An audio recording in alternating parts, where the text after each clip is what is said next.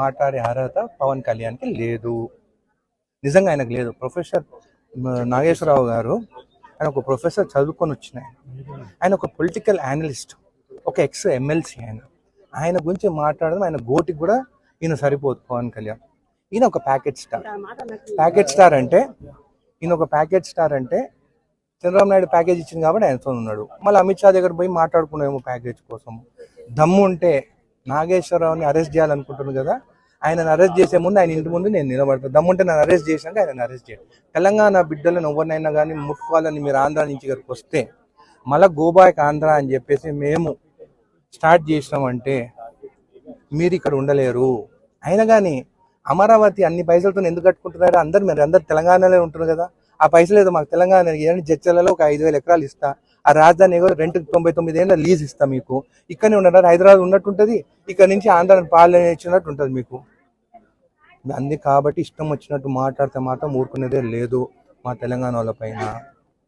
మళ్ళీ రేపు నాకు డౌట్ కూడా వస్తుంది, రేపు వైఎస్ జగన్ ఏమైనా ఎక్కువ ప్యాకేజ్ ఇస్తే జగన్తో ఉంటాడేమో అని కూడా నాకు డౌట్ ఉంది. మాట్లాడే అర్హత పవన్ కళ్యాణ్కి లేదు. నిజంగా ఆయనకు లేదు. ప్రొఫెసర్ నాగేశ్వరరావు గారు ఆయన ఒక ప్రొఫెసర్ చదువుకొని వచ్చిన ఆయన ఒక పొలిటికల్ అనలిస్ట్, ఒక ఎక్స్ ఎమ్మెల్సీ. ఆయన గురించి మాట్లాడడం ఆయన గోటికి కూడా ఈయన సరిపోదు. పవన్ కళ్యాణ్ ఈయన ఒక ప్యాకెట్ స్టార్ అంటే చంద్రబాబు నాయుడు ప్యాకేజ్ ఇచ్చింది కాబట్టి ఆయనతో ఉన్నాడు. మళ్ళీ అమిత్ షా దగ్గర పోయి మాట్లాడుకున్నామేమో ప్యాకేజ్ కోసం.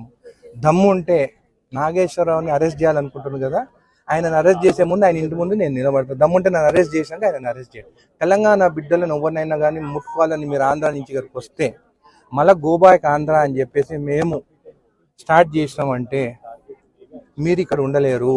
అయినా కానీ అమరావతి అన్ని పైసలతో ఎందుకు కట్టుకుంటున్నారు? మీరు అందరు తెలంగాణలో ఉంటున్నారు కదా, ఆ పైసలు ఏదో మాకు తెలంగాణ జడ్చలలో ఒక 5,000 ఎకరాలు ఇస్తా, ఆ రాజధాని ఏదో రెంట్ 99 ఏళ్ళ లీజ్ ఇస్తా, మీకు ఇక్కడనే ఉండరు, హైదరాబాద్ ఉన్నట్టుంటుంది, ఇక్కడ నుంచి ఆంధ్రాని పాలన ఇచ్చినట్టు ఉంటుంది మీకు.